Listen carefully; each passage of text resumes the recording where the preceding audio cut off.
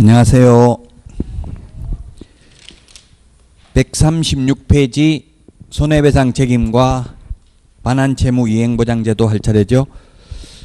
자, 이제 12월 달 마지막 강의입니다. 오늘 이제 다음 주부터는 다시 처음부터 진도 이제 끝까지 1월 달부터는 끝까지 나갈 겁니다. 이번 11월, 12월은 기초 이론이어 가지고 뒤에 실무 부분은 강의를 할 수가 없습니다.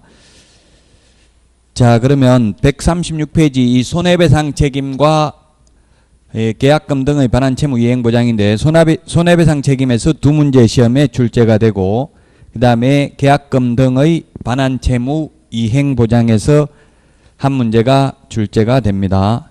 자, 그러면 138페이지 손해배상 책임과 보정 설정이 있는데 이것을 한번 정리를 해보도록 하겠습니다. 시험에 두 문제 출제됩니다. 별표 두 개입니다. 손해배상 책임이 손해배상 책임과 보정 설정 의무와 책임이 시험에 절대적으로 많이 출제가 됩니다. 자, 그러면 손해배상을 하려면 세 가지 요건이 있어야 되는데 첫 번째 개업 공인중개사의 고의 또는 과실이 있어야 됩니다. 아무 말 없이 고의 과실이라고 했기 때문에 모든 고의, 모든 과실 다 포함됩니다. 즉 미필적 고의, 확정적 고의, 중대한 과실, 경미한 과실, 구체적 과실, 추상적 과실 모두 포함입니다. 따라서 시험에 개업공개사의 고의 또는 중대한 과실이 있는 경우에 한하여 손해배상 책임이 있다 하면 X죠. 경미한 과실도 손해배상 책임이 있습니다. 그 다음에 두 번째 고용인의 업무상 행위는 즉 직원들의 업무상 행위는 그를 고용한 개업공개사의 행위로 보기 때문에 역시 직원이 실장이 잘못했을 경우에 사장이 손해배상 책임이 있습니다. 그 다음에 다른 사람의 중개행위 장소 제공입니다. 자격증을 빌려준 경우도 마찬가지입니다. 장소를 제공하여 의뢰인에게 재산상 손해가 발생해야 됩니다. 정신적 손해에 대해서는 공인중개사법상 배상 책임은 없습니다. 이 말은 보험금으로 위자료를 주진 않는다는 이야기입니다. 정신적 손해를. 따라서 정신적 손해가 발생하면 민법 751조에 의해서 손해배상 청구를 해서 개인 재산을 압류해서 받아갈 수는 있습니다. 그러나 보험금으로 정신적 손해를 배상받을 수는 없습니다. 따라서 공인중개사법상은 재산상 손해만 배상합니다. 이 재산상 손해 발생과 고의과실 사이에는 인과관계, 견연성, 상관관계가 있어야 됩니다. 이렇게 재산상 손해가 발생을 하면 손해배상금 지급 청구를 할 수 있습니다. 손해배상 지급 청구는 손해를 입은 의뢰인이 보증기관에다가 직접 청구할 수 있습니다. 자, 이 손해배상금 지급 청구를 하려면 말로만 손해가 발생했다고 하면 안 되고 입증서류를 제출해야 됩니다. 그 입증서류가 뭐가 있느냐 하면 당사자 간에 손해배상 합의서가 있고요. 합의가 안 됐을 때는 승소 판결문, 그 다음에 판결문과 동일한 효력이 있는 화해조서, 청구일락조서, 조정조서, 지급명령서 이런 것 중에 하나가 있으면 됩니다. 그렇게 하면 손해배상금 지급 청구를 하고 손해배상금 지급 청구를 하면 손해배상금을 지급합니다. 손해배상금 지급을 하는데 손해배상금 지급은 보증기관이 의뢰인에게 지급을 하게 되겠습니다. 지급을 하고 나면 다 끝나는 게 아니라 15일 이내에 재보정 설정을 해야 됩니다. 재보정 설정을 해야 되고 재보정 설정은 보증보험이나 보험이나 공제의 경우에는 다시 가입을 해야 됩니다. 다시 가입을 해야 되고 공탁의 경우에는 공탁은 부족분을 보전 보충하면 됩니다. 그 다음에 손해배상금을 지급하고 나면 다 끝나는 게 아니라 구상권 행사를 합니다.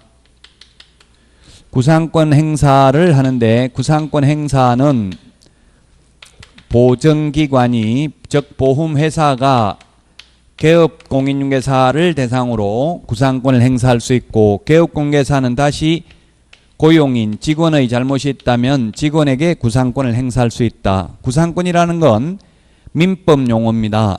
즉 개업공개사가 갚아야 될 돈을 보험회사가 갚았으니 보험회사가 갚은 돈을 다시 되돌려 달라고 요구하는 것을 구상권 행사라고 합니다. 이 왜 구상권을 행사하냐면 일반 자동차 보험이나 생명보험에서는 원칙적으로 구상권 행사를 안 합니다. 근데 여기서는 행사하는 이유가 고의도 배상을 하기 때문에 그렇습니다. 고의는 일부러 사고 낸 겁니다. 우리 자동차 보험이나 생명보험은 일부러 사고 내면 보험금 안 주죠. 예를 들면 생명보험을 들어놓고 일부러 자살하면 2년 안에 자살하면 보험금 안 주거든요. 자동차 보험도 일부러 자동차 사고 내면 안 주죠. 화재보험도 일부러 불내는 거, 고의로 불내는 거는 보험금을 주지 않지만 우리 공인중개사법에는 고의로 일부러 사고를 낸 경우도 보험금을 주니까 구상권을 행사할 수밖에 없습니다. 만약 구상권 행사를 안 한다면 어떤 일이 생기겠어요? 합의서 1억 내가 손에 입혔다고 합의해 줄게 이렇게 합의서 써주고 1억 받아가지고 5천만 원씩 나눠 먹을 수도 있겠죠. 그래서 구상권을 행사할 수밖에 없다. 자, 그 다음에 이런 손해배상을 하기 위해서 보정 설정을 해야 된다. 그래서 여기까지 한 문제 출제가 되고요. 자, 그 다음에 이제 보정 설정에 대해서 또 한 문제가 출제됩니다. 보정 설정 방법은 모든 개업공개사가 동일하다 이렇게 해도 대체로 맞는 표현입니다. 동일하다는 말은 세 가지 중에서 자유롭게 선택할 수 있는 게 동일하다는 뜻입니다.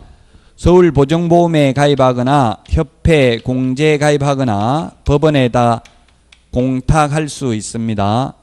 따라서 시험에 협회 회원은 반드시 공제 가입해야 된다. X입니다. 협회 회원도 공제 가입 안 할 수 있고요. 협회 회원이 아니라도 공제 가입할 수 있습니다. 협회에서 운영하는 공제. 그 다음에 법원에다가 현금이나 유가증권을 공탁을 하는데 이 공탁금은 개업공개사가 사망을 하거나 폐업을 하더라도 3년 동안 회수할 수 없다. 3년인데 이 3년인 이유는 민법 766조 손해배상 소멸시효가 3년입니다. 손해가 발생한 날로부터 10년, 손해가 있음을 안 날로부터 3년 지나면 시효로 소멸하기 때문에 3년간 회수할 수 없습니다. 따라서 이론적으로는 이 세 가지 방법이 있지만 실무적으로 현업에 나가면 공탁을 하는 사람은 단 한 명도 없습니다. 왜냐하면 1억을 가입하는데 1억에 대한 공제료가 1년에 19만 8천 원이고 서울보증보험은 11만 원도 안 됩니다. 그래서 만약에 1억을 현금을 맡겨놓으면 이자가 1%라고 해도 100만 원이죠. 1년에. 그 100만 원 이자 가지고 보험 드는 게 낫잖아요. 그래서 현실적으로 공탁을 하는 사람은 없습니다. 한 명도. 그러나 이론적으로는 공탁할 수도 있는데 이 공탁을 한 공탁금은 3년 동안 회수할 수 없다는 점을 주의하셔야 되겠습니다. 자, 그래서 보정 설정 방법이 동일하다는 말은 이 셋 중에 자유롭게 선택할 수 있다는 말이 동일하다는 뜻이고 보정 설정 금액은 차이가 있는데 보정 설정 금액은 법인은 2억 원 이상 가입을 해야 되고 그 다음에 법인의 분사무소도 사무소마다 각각 1억 원 이상 가입을 해야 되고 그 다음에 공인중개사인 개업공개사나 소위 중개인 즉 개인 개업공개사도 1억 이상을 가입해야 됩니다. 그런데 지역농협은 1,000만 원 이상입니다. 지역농협은 1,000만 원 이상이다.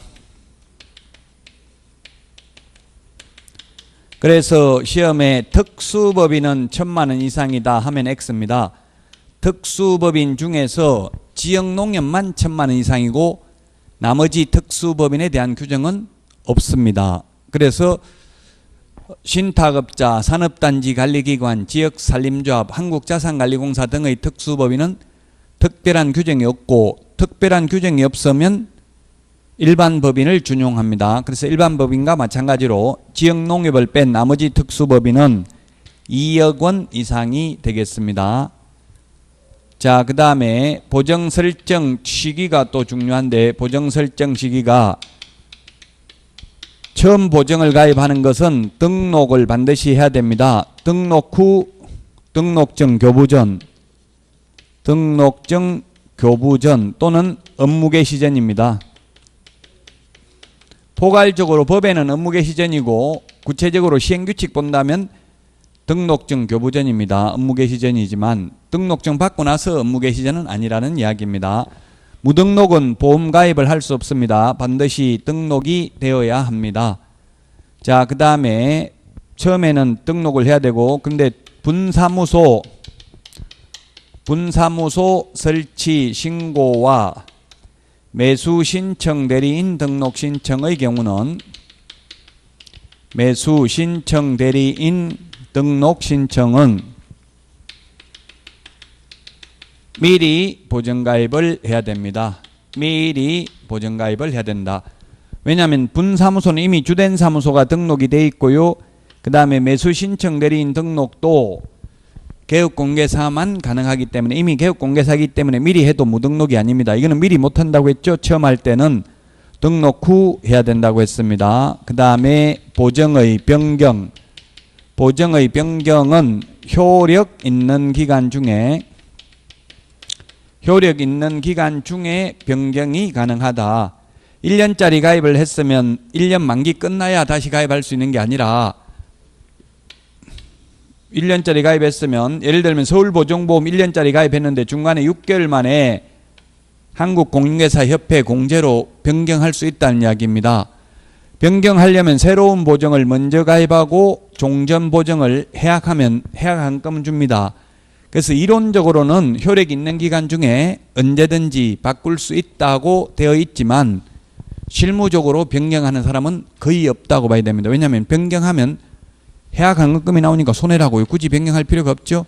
그러나 시험에 나왔을 때에는, 시험에 나오면 만기 끝나야 변경이 가능하다 X입니다. 만기 전이라도 예를 들면 뭐 현대화재 회사에 가입했다가 중간에 뭐 삼성화재로 바꿀 수 있다 이 말입니다. 예를 들면 자동차 보험 같은 경우도 효력 있는 기간 중에 변경이 가능하고, 그 다음에 만료되었을 때에는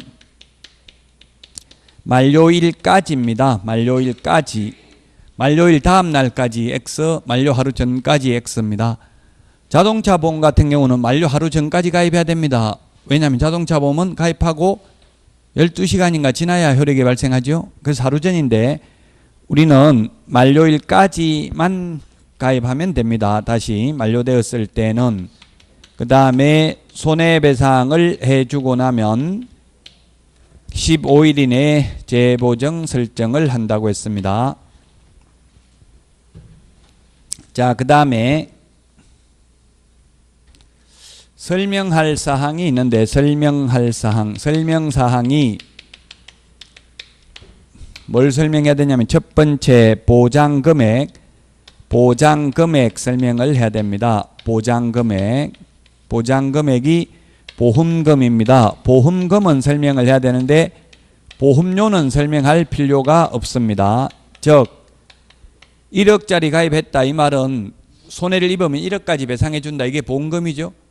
1억짜리 가입하려면 제가 19만 8천 원이라고 했습니다. 공제료가 19만 8천 원이다. 이거는 시험에 출제되지 않습니다. 보험금, 타는 돈만, 보장금액만 말해주면 됩니다. 보험금, 공제금, 공탁금. 보험금은 수익자가 보험회사로부터 타는 돈, 보험료는 계약자가 보험회사에 내는 돈이 되겠죠. 자, 그 다음에 보험회사, 그 다음에 공제사업을 행하는 자, 그 다음에 공탁기관 및 그 소재지를 설명해야 된다. 여기서 그 소재지는 그는 공탁기관만 해당됩니다. 즉 공탁은 법원에 하기 때문에 서울중앙지방법원에 공탁했다, 대전지방법원에 공탁했다, 이런 걸 말해야 됩니다. 이번에 대전지방법원장을 하던 안철상 지방법원장이 대법관 소재지로 제청됐죠.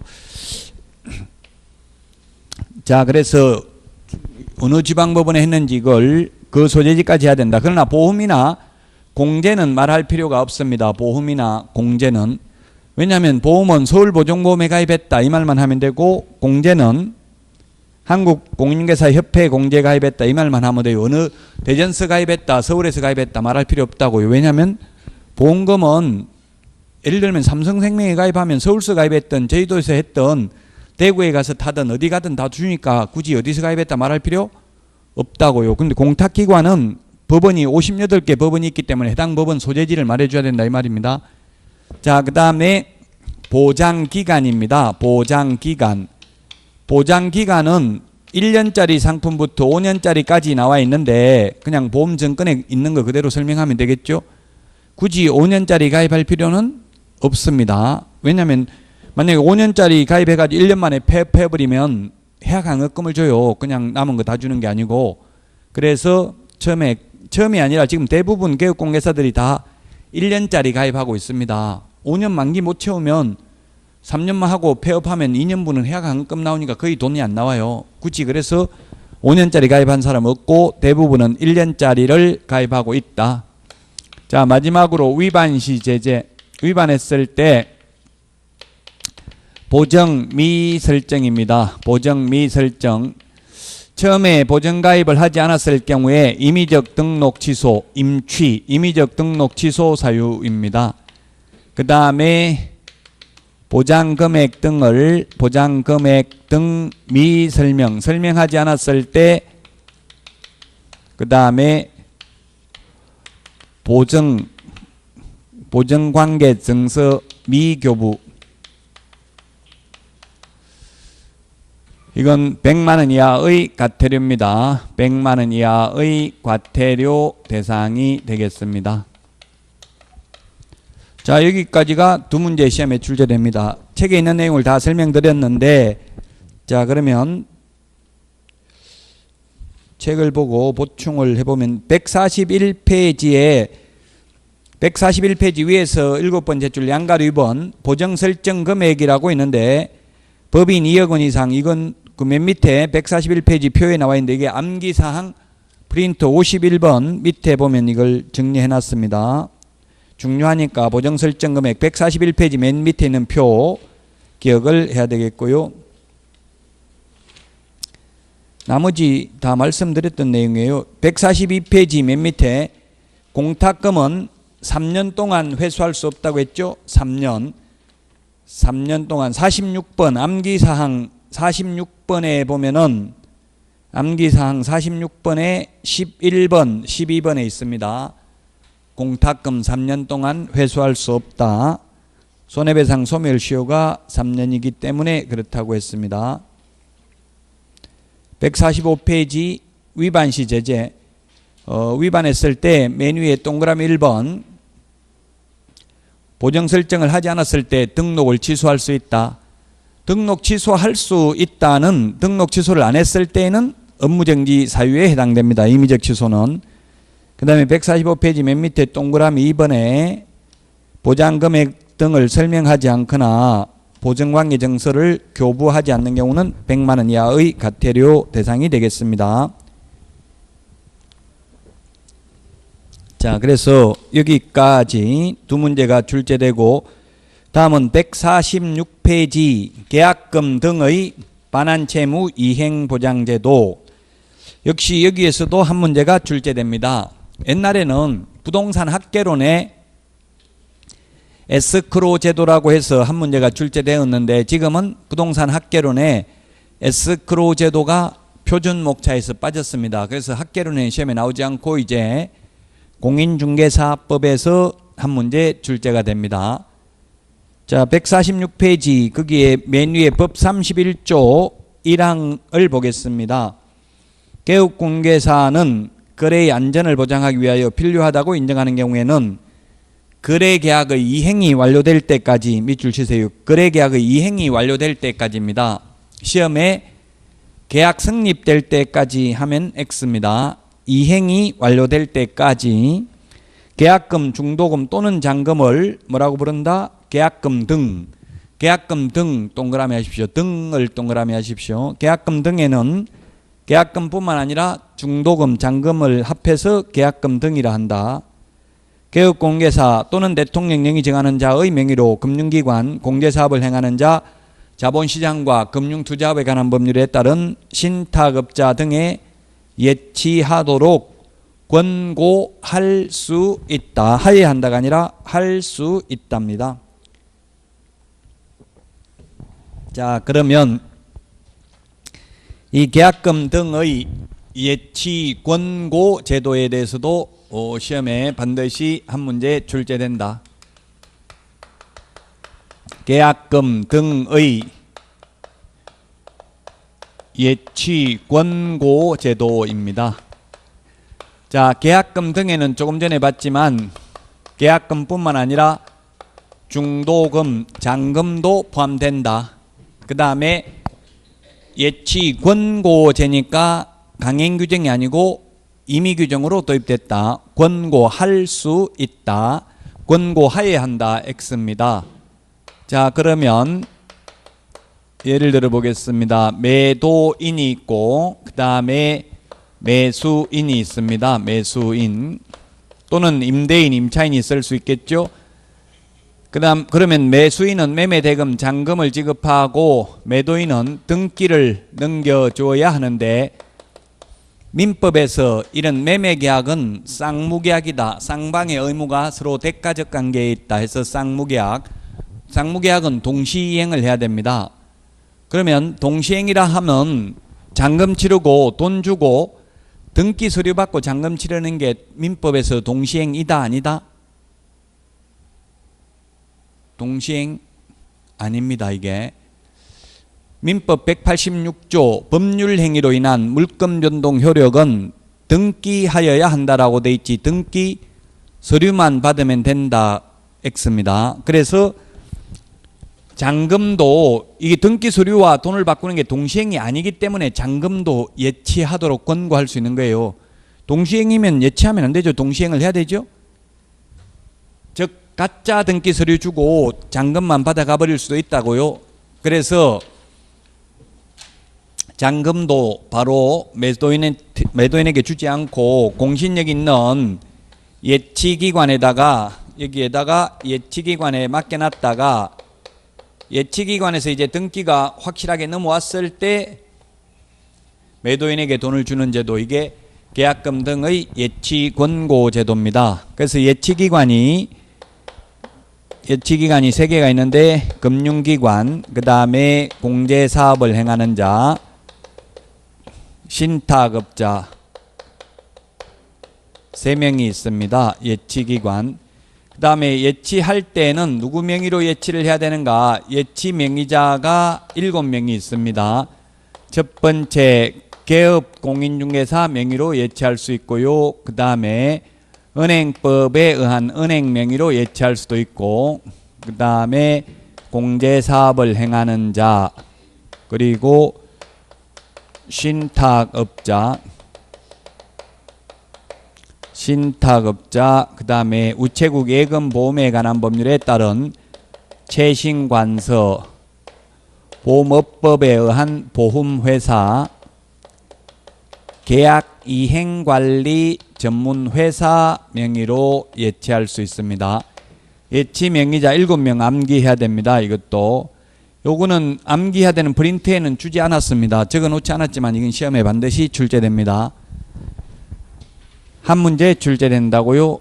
자, 그래서 개업공개사 명의로 예치를 했을 경우에는 개업공개사는 자신의 예치금과 계약금 등을 분리하여 관리해야 되며 거래 당사자의 동의 없이는 이 예치된 계약금 등을 인출하여서는 아니 됩니다. 자, 그리고 만약에 개업공개사 명의로 10억을 예치했는데 개업공개사가 이 돈을 찾아가 버릴 수도 있기 때문에 찾아가면 책임지겠다는 보증보험, 공제 또는 공탁을 가입해야 됩니다. 그 비용은 매수 임차 의뢰인이 부담을 합니다. 그래서 이론적으로는 개업공개사 명의로 예치할 수 있다라고 해놨지만 사실상 예치하기가 어렵습니다. 왜냐하면 다른 사람 이름으로 예치할 때는 따로 보정보험 공제 공탁을 가입 안 해도 되는데 개업공개사만 찾아가 버릴 수 있기 때문에 못 믿기 때문에 또다시 보정보험 공제 공탁을 가입해야 된다고 해놨기 때문에 기분만 나쁘죠. 말로는 개업공개사 명의로 예치할 수 있다 돼 있지만 현실적으로 할 수는 없겠죠. 보험료가 더 들어가니까. 자, 그 다음에 이 은행 공개사업을 행하는 자 신탁업자 요 3명은 예치 명의자이면서 또한 예치기관입니다. 은행도 해석상 금융기관으로 될 수 있습니다. 그래서 금융기관 공개사업을 행하는 자 신탁업자는 예치 명의자이면서 또한 예치기관이다. 자, 그러면 절대로 매도인은 등기를 완전히 넘겨주기 전에는 미리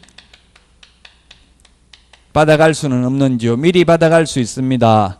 반환보증서를 예치 명의자에게 제시하고 예치된 계약금 등을 미리 수령할 수 있는데 반환보증서 발행기관이 금융기관이 있고요. 금융기관 그 다음에 서울보증보험회사의 이행보증보험 증권을 끊어다가 예치 명의자에게 제시하고 예치된 계약금 등을 미리 수령할 수 있습니다. 그래서 미리 수령해가지고 만약에 이중매매 등을 했다면 그때는 이 반환보증서 발행기관이 책임져야 되고 따라서 이 반환보증서를 그냥 공짜로 발행해 주는 게 아니라 위험보험료를 받습니다. 그러면 그 위험보험료도 역시 매수 임차 의뢰인이 부담을 하게 됩니다. 자, 그러면 여기까지 한 문제 나오는데 다시 한번 정리를 하면 계약금 등에는 계약금뿐만 아니라 중도금, 잔금도 포함된다. 그 다음에 권고제니까 당행규정이 아니고 임의규정으로 도입됐다. 그 다음에 계약 성립될 때까지 아니라 이행이 완료될 때까지 예치하도록 권고할 수 있다. 그 다음에 예치명의자 7명, 예치기관 3명, 반환보증서 발행기관 2명 암기해야 됩니다. 그래서 금융기관은 3군데 다 해당됩니다. 금융기관은 은행도 금융기관으로 본다면 금융기관은 예치명의자, 예치기관, 반환보증서 발행기관 모두 해당됩니다. 보험업법에 의한 보험회사는 예치명의자고요. 서울보증보험회사는 반환보증서 발행기관입니다. 그래서 시험에 제3자 명의로 예치할 수 있다, 법원 명의로 예치할 수 있다, 매도인 명의로 예치할 수 있다, X 이런 것들이 출제됐습니다. 예치명의자, 예치기관, 반환보증서 발행기관을 암기하셔야 되겠습니다. 151페이지 거기 문제를 보면 151페이지 문제 예치 명의자가 아닌 사람 답은 3번 공탁금을 예치하는 법원입니다. 법원 명의로 예치할 수 있다는 말은 없죠. 그래서 이런 것들이 시험에 출제가 되었습니다. 자, 다음은 152페이지 중개보수 및 실비인데 두 문제 출제됩니다. 중개보수 일반적 내용 한 문제, 계산하는 문제 한 문제 해서 두 문제. 공인중개사법에도 계산하는 문제가 반드시 출제가 됩니다. 자, 그 다음에 154페이지 거기에 판례, 박스 안에 판례를 보면 개업공개사는 상법상 상인이므로 그에 상응하는 보수를 당연히 받을 수 있다. 그래서 개업공개사가 우리 집 팔아주세요 하면 개업공개사는 팔아주면 중개보수 줄 겁니까? 안 줄 겁니까? 묻지 않죠. 상법상 상인으로서 그에 상응하는 보수를 당연히 받을 수 있기 때문에 굳이 묻지도 않습니다.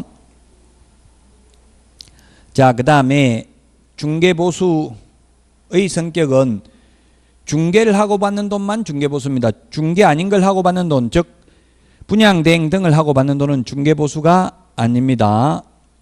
자, 그 다음에 155페이지 메인 위에 동그라미 3번 개업공개사가 중개를 했는데 개업공개사를 배제하고 거래 당사자들끼리 직접 계약을 해도 중개보수 받을 수 있다. 4번 여러 개업공개사, 다수의 개업공개사에게 중개를 의뢰한 경우 가장 먼저 거래 성사시킨 한 명만 중개보수 받을 수 있다.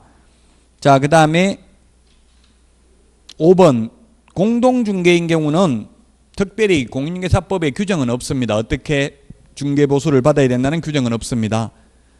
그렇다 하더라도 공동중개면 개업공개사가 2명 이상 개입됐다 하더라도 의뢰인이 중개보수를 2번 내는 건 아니죠. 의뢰인은 한 번만 냅니다. 그러면 개업공개사들끼리 알아서 분배하면 됩니다.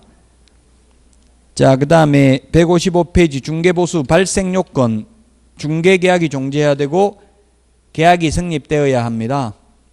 156페이지 양가로 3번 개업공개사의 중개행위에 의해서 계약이 성립되어야 합니다. 따라서 그 밑에 판례를 보면 개업공개사의 기책 사유 없이 계약서 작성이 관여하지 못했다 하더라도 개업공개사는 중개보수를 청구할 수가 있다. 거기 판례는 수수료라고 되어 있는데 판례는 판사가 한 말이니까 제가 손을 댈 수는 없죠. 그래서 이렇게 해놨는데 지금은 수수료가 중개보수로 바뀌었습니다. 자, 그 다음에 2번 중개보수 청구권 성립과 행사, 그 다음에 3번 중개보수 청구권의 실효, 효력 상실이 되겠는데요. 이 부분은 뭐 시험에 잘 나오는 부분은 아닙니다만은, 자, 중개보수 청구권 1번 발생, 2번 행사, 3번 소멸입니다.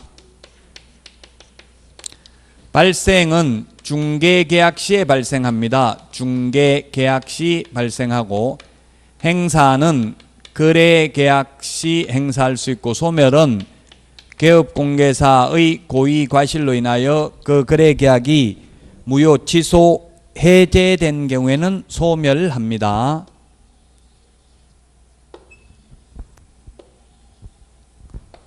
매도인이 있고 매수인, 그 다음에 개업공개사가 있습니다. 우리 집 팔아주세요, 팔아드리겠습니다, 사주세요, 사드리겠습니다. 이렇게 맺는 계약을 중개계약이라고 합니다. 중개계약 또는 중개의뢰계약. 중개가 완성되었을 때 거래 당사자 간에 맺는 계약을 거래계약이라고 합니다. 따라서 이 중개계약이 체결되었을 때 중개계약 시에 중개보수 청구권은 발생하지만 실제 돈을 받는 건 거래계약이 성사되어야 한다. 그리고 개업공개사의 고의 또는 과실로 인하여 그 거래계약이 무효, 취소, 해제된 경우에는 중개보수를 받을 수 없다. 그렇다면 개업공개사의 고의과실 없이 거래 당사자의 이행지체로 계약이 깨졌다면 중개보수 받을 수 있다. 예를 들면 중도금을 지급하지 않아서 계약이 깨졌다면 이론적으로는 중개보수를 받을 수 있다. 근데 현실적으로 현업에서는 받기가 굉장히 어렵습니다. 왜냐하면 개업공개사가 네가 설명을 똑바로 안 해가지고 계약해야 되겠다 이렇게 요구하면 오히려 중개보수 못 받고 개업공개사의 고의과실로 계약이 깨졌다면 손해배상까지 해야 됩니다. 그래서 현실은 거의 계약이 깨지면 중간에 계약금만 걸어놓고 중도금 지급 안 하고 이러면 현실적으로 중개보수 받기는 어렵습니다. 시험에 출제됐을 때는 개업공개사의 고의과실이 없다면 받을 수 있다는 이야기입니다. 무효, 취소, 해제되었다 하더라도.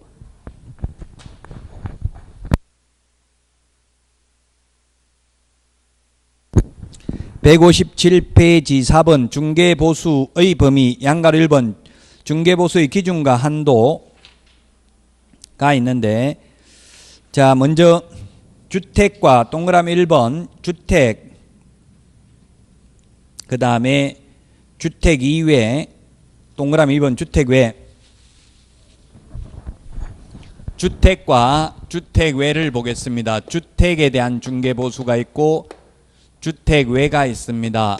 이때 주택이냐 주택 외냐 분류는 공부상 용도로 할까요? 아니면 사실상 용도로 할까요? 주택이냐 주택 외냐 구분을 공부상 용도입니다. 사실상 용도가 아니고, 주택임대차보호법이나 세법에서는 실제 사용 용도입니다. 자, 조금 있으면 금방 알 수 있는데요. 주택은 국토교통부령이 정하는 범위 내에서 국토교통부령에 보면은 매매는 0.9%, 임대차 등인 경우에는 0.8% 이 범위 내에서 시도 조례로 정합니다. 주택 외의 경우에는 첫 번째 85제곱미터 이하, 85제곱미터 이하 주거용 오피스텔이 있고요.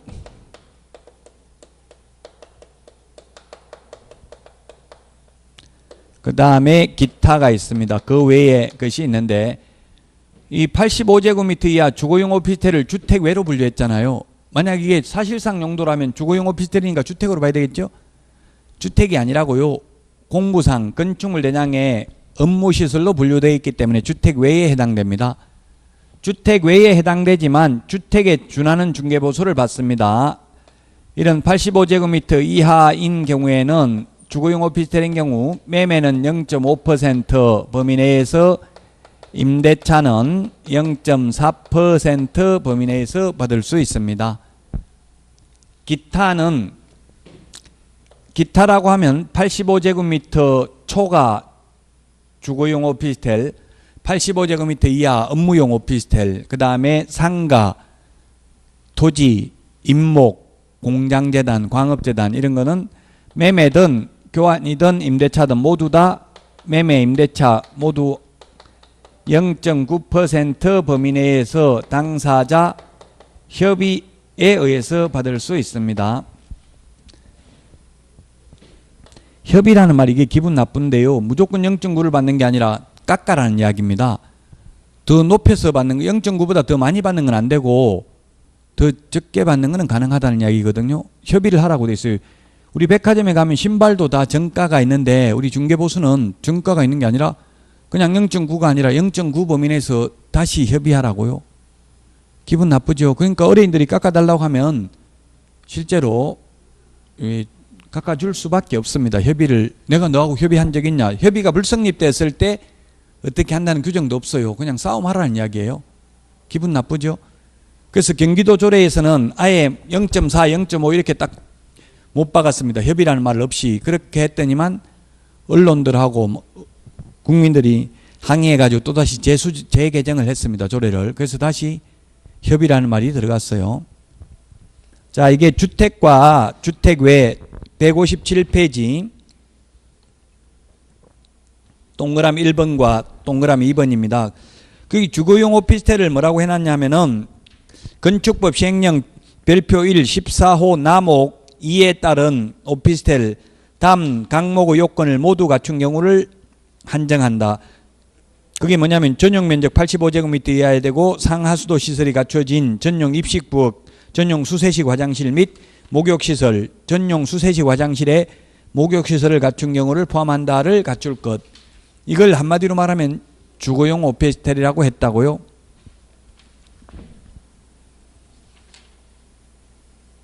자, 그 다음에 동그라미 3번입니다. 158페이지 동그라미 3번.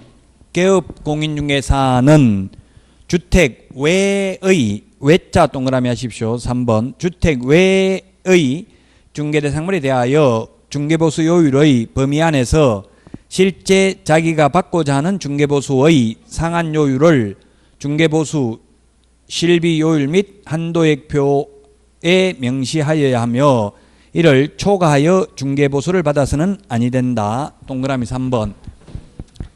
그래서 우리 중개사무소에 가보면 어떻게 돼 있냐면은 중개보수요율표 보수요율표 이렇게 돼 있고요. 1번 주택 이런 식으로 돼 있습니다. 주택의 경우에는 시도 조례가 정하는 요율을 게시해 놨습니다. 예를 들면 2억 미만인 경우 매매는 0.5, 2억 이상인 경우 0.4 이런 식으로 돼 있고요. 그 다음에 주택 외 해가지고 가로 퍼센트 이렇게 돼 있어요. 가로 안에 개업공개사가 적어 넣으면 됩니다. 왜 이렇게 만들었는지를 국토부에 물어보니까 주택은 0.4, 0.5인데 주택 외는 매매든 임대차든 다 0.9 범위 내에서 당사자 협의잖아요. 그러면 시장경제 원리에 따라서 시장에 맡겨놓으면 한 사람이 0.8이라고 적으면 옆에서는 0.7, 0.6, 0.5 자율경쟁을 하다 보면 수요공급 법칙에 의해서 저 중개보수가 인하될 것으로 생각하고 이렇게 했답니다. 그러나 현실적으로 중개사무소 가보면 가로 안에 0.9라고 적어 놓은 데도 있고요. 아예 비워 놓은 데도 있어요. 몰라가지고 이게 뭔지도 모르고 그냥 시군구에서 주니까 받아가지고 게시만 해놓은 경우도 있더라고요. 여러분들도 한번 중개사무소에 가보세요. 이게 주택 외입니다. 주택 외. 주택인 경우는 시도 조례가 정하는 요율을 게시해 놓았습니다. 동그라미 3번 봤습니다. 158페이지. 동그라미 4번입니다. 동그라미 4번. 동그라미 4번은 뭐냐면 동그라미 4번 읽어보고 대답을 해보십시오. 제가 문제 내보겠습니다. 동그라미 4번 읽고. 본사는 서울에 있습니다. 분사무소는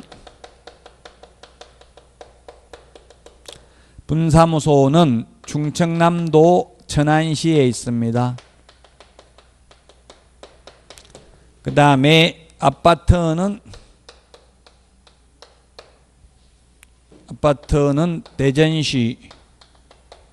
대전광역시 유성구에 있습니다. 이 유성구에 있는 아파트를 천안에 있는 분사무소에서 중개 행위를 했습니다.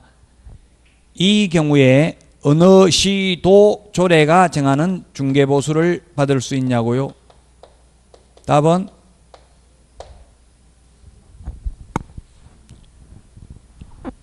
답은 뭘 기준으로 한다고 했어요? 중개행위를 한 중개사무소 기준이라고 돼 있죠. 중개사무소 기준이면 답은 어느 시도 조례? 천안시 조례입니까? 충청남도 조례입니까? 충청남도 조례죠.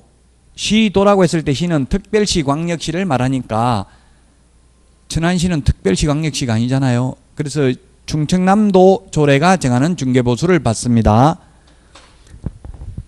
사무소 기준이라고요. 암기사항 첫 페이지 그 4번 암기사항 4번에 맨 밑에 있어요. 암기사항 4번에 맨 밑에 별표 암기사항 4번 별표 맨 밑에 보면 분사무소에서 중개행위를 한 경우 분사무소 관할 시도 조례입니다. 자, 그 다음에 동그라미 5번 동일한 중개사물에 대하여 동일 당사자 간의 매매를 포함한 둘 이상의 거래가 동일한 기회에 이루어지는 경우 매매에 대한 중개보수만을 적용합니다. 매매에 관한 거래 금액만을 적용합니다. 동일 3번 밑줄 치십시오. 동그라미 5번 동일 3번 들어가야 됩니다. 동일이라는 말이 3번 들어가야 됩니다. 자, 그래서 이건 오직 사례가 하나밖에 없습니다. 이게 뭐냐면 매도인이 집 팔고 그 자리에 세입자를 눌러 사는 경우입니다. 그러면 매매계약도 있고 임대차 계약도 일어나고 동시에 두 개가 일어나겠죠. 그 매매에 대한 거래 금액만을 적용하니까 중개보수 한 번밖에 못 받는다는 이야기입니다. 민법에서는 이걸 뭐라고 합니까? 점유 개정이라고 하죠. 점유 개정.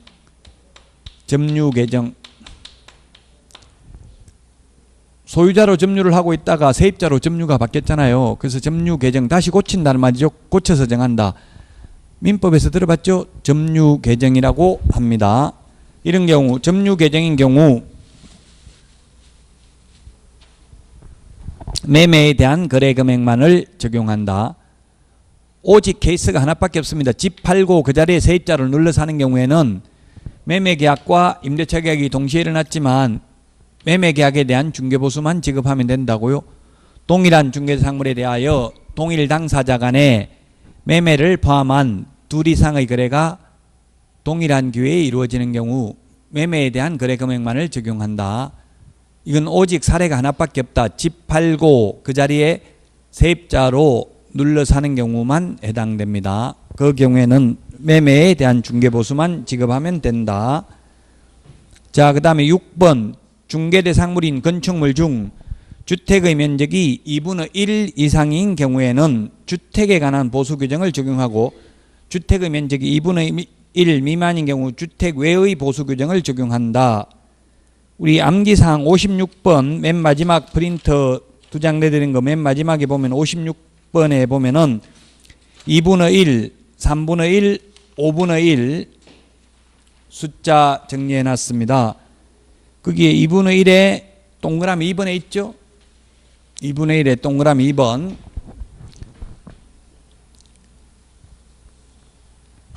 자, 그래서 예를 들어 보면 100제곱미터가 있는데 주택이 50제곱미터, 상가가 50제곱미터면 2분의 1이 주택이기 때문에 2분의 1 이상에 포함되잖아요. 그럼 100제곱미터 모두 다 주택에 대한 중개보수 규정을 적용한다. 2분의 1 이상입니다. 이상의 반대가 미만입니까? 이하입니까? 미만이죠, 미만. 이상의 반대는 미만. 이상 이하는 그 숫자 포함, 미만 초과는 그 숫자 제외. 2분의 1 이상이 반대가 2분의 1 이하면 2분의 1은 두 군데 다 포함되면 되는데 그럼 말이 안 되잖아요. 2분의 1 이상 반대는 미만. 초과 반대는 이하입니다. 이하. 초등학교 6학년 1학기 수학책에 나오는 문제였습니다. 양가로 2번 158페이지 한도 초과한 중개보수 약정의 효과입니다. 강행법 위반으로 초과 부분만 무효입니다. 전부 무효가 아니라 초과 부분만 무효입니다. 예를 들면 법정보수가 100만 원인데 1000만 원 받기로 약속했으면 초과 부분 900만 원은 무효이기 때문에 지급할 필요 없습니다. 지급했다 하더라도 무효이기 때문에 부당이득으로서 반환을 해야 됩니다. 또 초과해서 받으면은 금지행위를 했으므로 등록을 취소할 수 있고 1년 이하의 징역이나 1000만 원 이하의 벌금에 처합니다. 초과해서 받으면.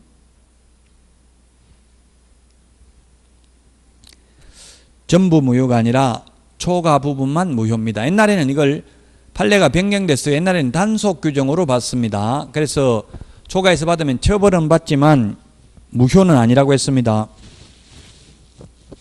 그러나 지금은 초과해서 받으면 초과 부분은 무효가 되겠습니다. 전부 무효가 아니라 초과 부분만 무효라는 것을 주의하셔야 되겠습니다. 자, 여기까지 하고 5번 중개보수의 산정부터는 쉬었다가 하도록 하겠습니다.